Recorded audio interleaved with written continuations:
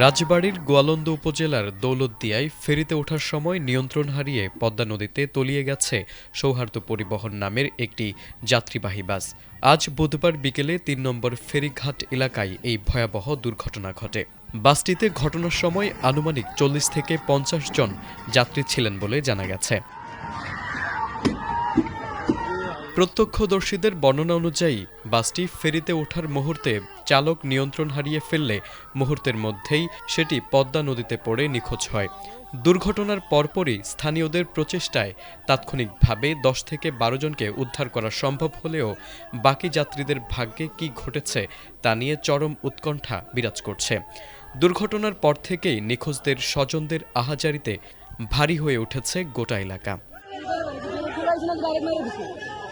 BIWTC ঘটনার সত্যতা নিশ্চিত করে জানিয়েছে, বাসটি উদ্ধারে দ্রুত পদক্ষেপ নেওয়া হয়েছে। ইতোমধ্যে উদ্ধারকারী জাহাজ হামজা দুর্ঘটনাস্থলে পৌঁছেছে। নিখোঁজ যাত্রীদের সন্ধানে ফায়ার সার্ভিসের ডুবুরি দল ও নৌ পুলিশের সদস্যরা যথাযথভাবে উদ্ধার অভিযান চালিয়ে যাচ্ছেন। তারেক আজিজ, এটিএন বাংলা।